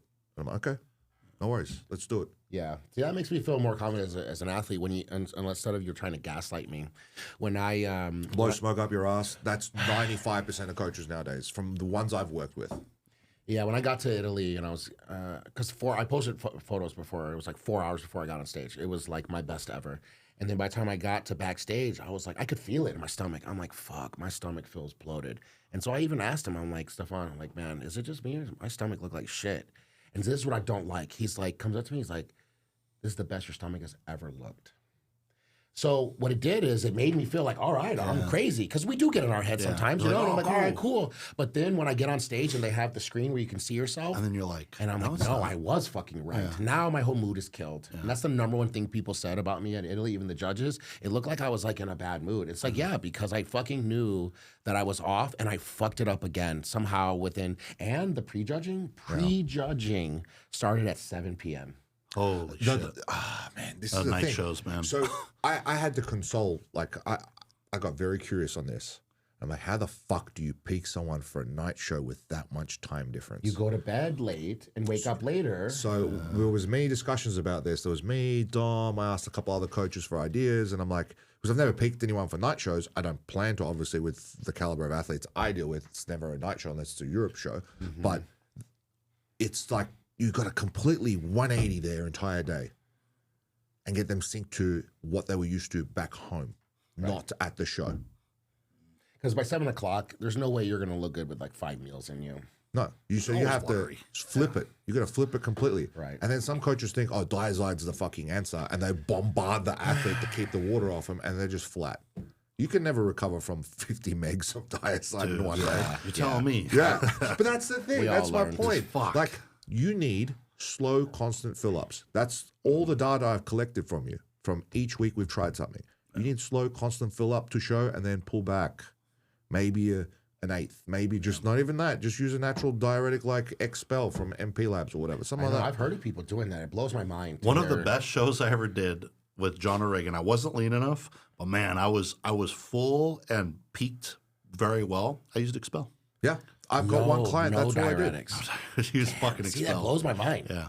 That's what I did with one of my figure girls the previous, not this year, the year before that. But then we realized she has a lot of room to move because of skin. So it's like, okay, we need to do that this time. And sometimes you need to, but it's just, you learn after that. yeah. So you've got information for me from previous shows that you know, okay, this works, this works, this works. Well, John O'Regan's reasoning for that is he's like, well, you're already on anti-ease. Like, you're already dry. Yeah. Like, you just need something to pull a little bit. And then he's like, just cut water Friday night. And have a fucking coffee first thing in the morning as soon as you wake up. That's exactly what I did. And 8 ounces. It's a natural diuretic. And have some more salt. Yeah. But yeah, I just wanted to bring that up because that's also something that they can throw in that, right, you figured out your body, you figured out this, now the show's at a different time. Or like, look at the Olympia. The Olympia, like, they're going on stage at like, how do you prepare for that? A lot of those guys get up at like 6 a.m. And not that, they're working the fucking expo the whole day. Yes. I know. On their feet. Oh, that's... So it sounds like on this video, there's gonna be people like, oh, they're complaining, blah blah blah. But this is all things that old guys that have to deal with. Yeah. Because no matter what, the old guys that are saying we're not this or that, they did not deal with this. They did not stand at expo all goddamn day, They depleted were the as only shit. people that That's it, competing. the There was only- no other divisions. It's crazy. There's to women's bodybuilding and men's bodybuilding. Right. You know, people think that women's bodybuilding is like not very good as a sport, but you know what? Kudos to those women. Yeah. My wife's a professional bodybuilder, and what took her that long to go pro in a division she didn't think she was ever going to fit in, and then turn it around in a space of period of time. These women, you don't understand, some of these ladies work like 60, 70 hours a week, hard jobs, like blue-collar jobs, but they still do what they do. Some don't have the opportunity to be coaches or trainers and stuff like that because of what country they're from. You're telling me like our bodybuilders, our open bodybuilders, yeah, we're spoiled. Like you guys, you need to understand you're a little bit spoiled with today's social media game. You can make money doing anything. You can. Some people in other countries, they can't do it, especially women's bodybuilders. They can't make money Right, because exactly. they don't have that demand of people going, yeah, they're freaks. Yeah. Bro, I just went into China. They don't even have fucking Instagram. Yeah. Yeah, you can't even use that. Oh, that's right. They have a block there. Nothing. You can't even use WhatsApp. I didn't even know when I got there. I couldn't talk to anybody. Wow. And then if Damn. you use the VPN, you can't use Wi-Fi. So it's like it's they weird. know. But yeah, I would say women's bodybuilding and women's fitness are probably the only two categories where they just love to do it. Yeah. Because women bodybuilding make no money. Fitness, they just deteriorate their ligaments just by destroy just their doing all bodies, I those acrobatics. And then all you do as a women's bodybuilder is you just either get hate or you get people who are wanting to just like do muscle worship. That's the only Smoey that's the- shit. That's the only two that you get. Now the figure Goddamn. girls and physique girls are copying it hard from schmoes. Yeah. But I will say, like time. people like Rania, what they're also doing is kind of what guys do, or at least what we did when we first started bodybuilding. You know that you could take more and maybe get a little bit bigger or whatever it is, but you know it's not the right way to do it. So you stay patient, you trust the process, and you keep your waistline, your aesthetics, and then you eventually get to the finish line. Women's bodybuilding have the same thing because they could jump a little bit of a hurdle, but then they destroy their femininity forever. So someone like her, she's probably watched other people kind of pass her, and to have patience to not want to destroy your face or your voice it's just hard. Like it's very almost impossible. But that's something that no one's talking about is all the women that are still attractive, they had to have tapped the gas a little bit while tap the brakes while everyone else around them is fucking just full fucking blown. going. You know? So I've seen some crazy shit. Like I've had some women's bodybuilders reach out to me and do a consult, and I'm like, there's no going back. you can't fix They this. can't fix Yeah. it. Yeah. Once They're you, like, once I've you- heard aldactone can reverse this, and I'm like, if you use it from the very fucking beginning, if but you you're not. harden your vocal cords, it's over. Yeah. You can't fix that. But look, like honestly, if you're trying to be a women's bodybuilder, women's physique pro, or something, whatever, any drug in any competition category, you need to understand you signed up for this. You can't tell me, I visualize, it's my coach's. No. He gave you options, you chose the fucking harshest option, and now you are where you are today. There's better ways. There are better ways, like buying your time, doing it slow as possible. That's what it is a lot of As time. an open It's bodybuilder, it's the same thing. It's just, in any in division, it's the same thing. But you require it. You know and you understand the risk and reward. You've made that choice of being, okay, I'm a guy, I can push like this. If you're a female, you guys- would not. yeah. Trust me. Right. Guys can take more of a beating. Like our bodies are made for it. I mean, to an extent, most people. And at least in open bodybuilding, you do know if you win the Arnold, bro, you're rich. Yeah. You know, Yeah. you win the Olympia, $500,000. you're set. You know, so there at least is that at the finish line where you could, yes, in classic, you're going to get more of the sponsorships. You're more marketable. You're more attractive. You're more relatable. But if you win, you're making 10,000. You know, it's like that's such a small amount. I remember when Breon won the Arnold his first time, he got $5,000. Yeah, that's not, That's crazy. That's man. his that's not even the prep. That's not even the prep. No, it's not like it's his, like accommodation and Yeah, that's flights just to get to the show and compete. So let's change gears. When are you competing next? Yeah. And also, I was just going to say, speaking of Dom, that's a perfect example of who he is I wanted to do the Arnold because, look, mine ended on, not only was it a loss, but I just kind of like got a flat tire on the way to the race. That's the best way I can describe it. So what I have underneath here, it is good, and it would have done well. I just fucking got that flat tire. So I wanted to get back on stage right away. And what I was going to say is not to dog any of these shows. Can you name one person doing the Big Man Weekend next show? It is the most nameless show I think I've ever seen. I think I can name one guy that's doing it. And so I wanted to maybe hop into these shows right after, but I also still want to kind of like earn it. I'm also tired of going overseas. I'm done doing this. I spent like $12,000 to go to Italy to get fucking. It's way better to compete in your Fourth backyard. place, man. yeah, It's exactly. expensive. And while my girl's waiting for her visa and shit like that, she Which can't we're travel. still waiting for, huh? It's so crazy to think, bro. It's so Same nuts. as me. Bro, it's nuts. How long you been waiting for? 2 years, gonna be 2 years. Yeah, see, it's been a year. And it's crazy for her too, because not to get sidetracked, but she does all the hard work. So she's done all the grunge part of a prep with a bodybuilder, open bodybuilder, and then she never even seen me compete. So She's never been to one of your shows. no, because when I was in Dubai, Oh. I flew to the Cal, so she didn't see that one. And then I was supposed to do the show, and then I got injured in Spain. And then I had to do FIBO. She couldn't travel. And then Italy, we thought for sure. We even applied for this thing where you can travel while you're waiting for your visa. That's a bad choice. The problem is, yeah, exactly. The problem is the United States doesn't think bodybuilding is a job. It's not a necessity. So you're never going to be able to argue with them that I need her to go with me. It's laughable. So either way, I wanted to not do another show overseas. But I did want to hop on stage right away. So I was like, you know what I'll do? Do it right here. I'll go back to the Arnold, get that another best poser 3 times in a row, and then at least I'm in the mix with the guys, even if I I was don't. gonna say that getting fifth place at that show is almost better than winning another show, really. See, but now you're talking like someone who knows bodybuilding. That's the problem. The people who watch bodybuilding from their phone and sponsors think first place at the fucking... Yeah, the Big Man Pro or whatever. Exactly. Stupid fucking, yeah. No matter what, I'm an you could just Olympian. go, yeah, but really, if you want to test yourself, you go do the Arnold. Like Yes. that's where. And then you do another show after that, clean up shop, you know, get your first place at like a smaller show. Right. But I think the Arnold is where you show out and be like, I'm competing against these Not guys. even that. Like, Your I'm there. coach can fucking go with you. Yeah, no matter If what, it's that's what I in the told them. country, this is the biggest thing. You do it in the country, you got your girl with you, you got your coach with you, you got friends and family that will be with you instead of you flying out somewhere having all the stress on your own. Yeah, I'm not saying I would have beat Andrew. How many more grades you want? I wouldn't have beat Andrew But to in stand Germany, next to him. but I would have done better. Yeah. At least for us, It's better to stand I think next for to you guys guys, like it's that. very important to get your comparisons. Yeah. And then you go, okay, he's beating me in this and this. I need to work on But these if you points. have anything on him, if you can go, damn, I'm winning that shot, that opens up the door to like, I'm what if? Like I can slip in. You know what I mean? And that's all it is. Sometimes like you get some of these guys that they just slip in one year, and you're like, whoa, what the fuck? Like went from 12th place to like 5th.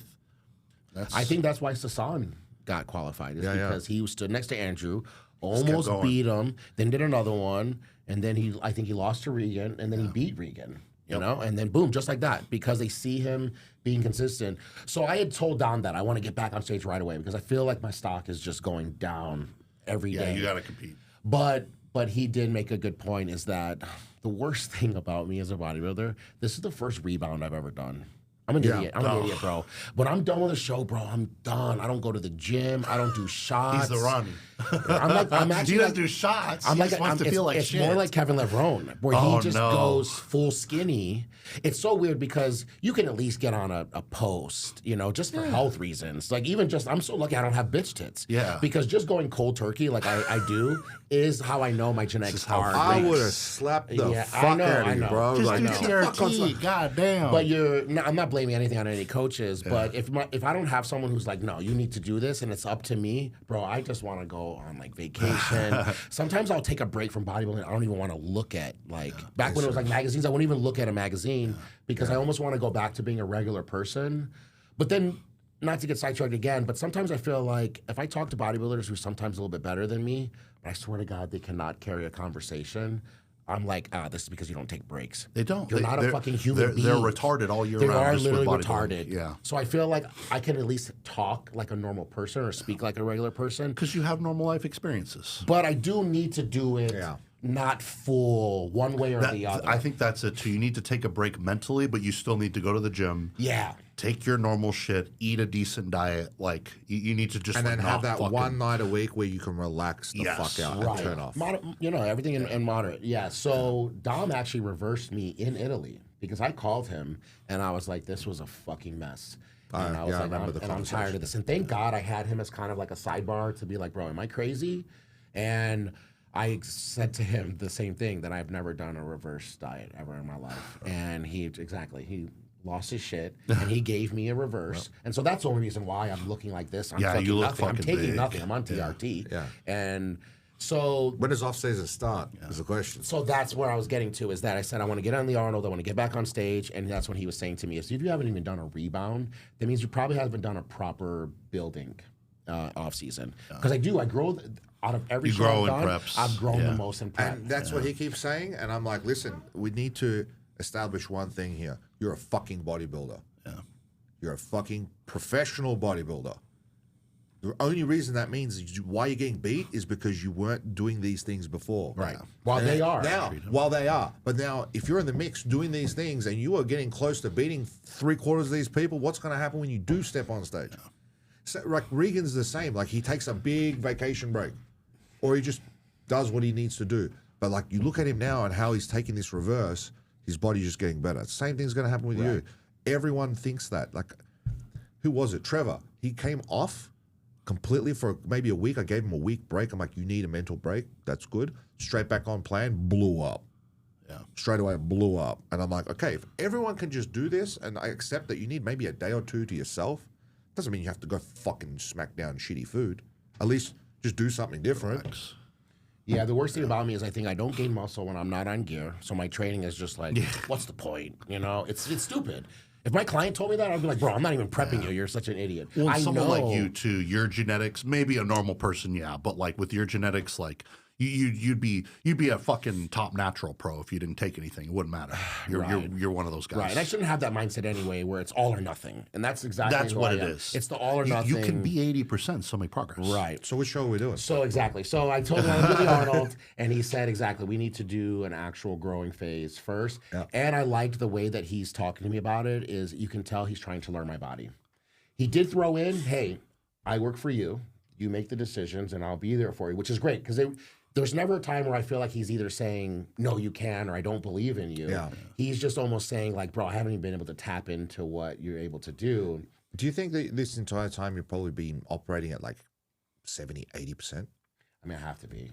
Even no matter what, even just before I moved back from Spain to come to Vegas, my personal life was just in turmoil. So no matter what, that's why I knew all those second and third places were for sure first places, because I was either fighting with my spouse, having some kind of fucking breakdown, going through depression. It's always something like me personally dealing with shit. And really all it is, I'm letting other shit that is normal. You have your sponsor drop you, that's normal. It's not the end of the world. But me, I'm just done. I just let it fucking completely collapse. It's because you're an all-in type person. You're like, and you want things to go smooth. You want it to go swimmingly, like perfect all the time. And I think that's what you have to remember is like, it doesn't have to be that way. You can still do it. Derek tore his chest and his shoulder. And he won the Olympia. It's crazy. Bro, if I tore anything, if I tore my pinky, like bro, I'd be crying. I'd be fucking just crying. I'd be, Jasen, Take me home. I'm done, Jasen. Take me It's home. over. Wife, take me home. My career's over. So now that Dom said, let's do a growing phase, the problem is that we need to wait till the list comes out. I think it's coming out any day. It's coming out at the end of this week. Right. The problem is what I was saying is I want to do Detroit, and I feel like we should have just Detroit would be a we very should have good just hopped show. into the Arnold, so that way I can mix Clean in up. with the guys, see where we're at, and that gives Dom a little practice, and then we go into Detroit. Yeah, and then go beat That up man Detroit. don't need no practice, man. Fuck. Bro, I'm telling you, my body. Everyone says that, bro. I'm fucked. My body is so out of whack, bro. It doesn't make any sense. No, it's all about how you're approaching that show. Like if there is a method to the madness, like you had a plan. Okay, you had no adjustments in your plan, basically from the start of prep to the show, from what you told me, right? So like that's why, fun, right? Yeah. So he can see you physically. Yeah, it's cool he that he's can watch here. you. Right. He can. That's the difference of having a coach near you. Like I watched them every time we go to the gym. I watch them, and I'm like, okay, what's going on? How good is the pump? I ask them questions. We train. We continue. That's what he can do. That's the difference in like having a coach with you. The only problem is after Detroit, there's nothing. There's a gap. And that's what he was saying. So I want to wait till the list comes out. So if there's a show right after Detroit, then I'm going to do... The Cal? No, it's not until May. That's Oh, it is. Yeah, and that's so that's what March. he was Yeah, saying, to that's a little bit stay of a gap. on Yeah. from early March, all the way till May. It's not Yeah, possible. that's gonna be tough. Mini push, yeah. No. Yeah. So he did. He made a great point. So unless there's a new show that's going to be in that little gap area, it's either all Arnold or Detroit, or the first show I think is Legion in April. If you hit Legion, it gives you a bit of time, right? Like there's multiple shows after that. If you're asking me just in general, taking second place in my hometown of Chicago, it was a bad sting. And them getting rid of the Chicago Open, last year or this year scared me. But I heard it's going to come back. Yeah, they've taken out the women's bodybuilding to put in the men's. Wings of Strength got rid of women's bodybuilding? It's crazy, huh? I couldn't believe Like it. there's only the triple, from what I've seen and what I've heard, there's a triple O, right, in Arizona. And then there's like 4 or 5 other shows. So far, they took it away from Chicago. They're possibly taking it from Tampa. They've taken it away from New York. The Olympia is going to be hard to qualify for. I think that's the They're idea. taking a lot of shows. I think that's the idea. They're making it Take hard away the for bikini shows. Yeah, man, like fuck. How many Well, bikini get competitors do you need? 500 bikini shows. Did they add that stipulation? The point rule? We're running out of time. Okay. Yeah, Did they add that stipulation for women's bikini that they have to win 2 shows too? No, they have to win points. So like men's physique, classic, which is great. That means they have to collect points. And it's going to be a very small. Yeah, no, for sure. What was it, 60 girls or something this year? Yeah, it's crazy. But yeah, so that's the plan. That's the soft plan, is that I want to try and hop into whatever's going to be the first show around spring. Good. I guess we're going to have to do a part 2. Yeah. Yeah, this was perfect. This was fucking awesome. No, good, man. I really love it. another one. I'd love to come back Yeah, on we'll for do sure. a part 2 This was next week. good. Yeah, you guys are Yeah. really great. And it's very rare for you guys when you watch your show.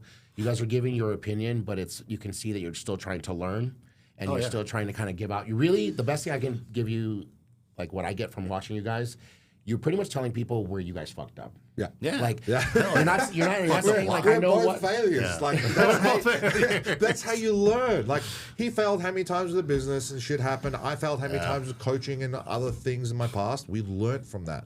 Yeah. And now we've found each other. Might as well be Chuck and Larry, bro. I know, right? You guys are great, man. I appreciate this. Hell yeah. Awesome. That was good.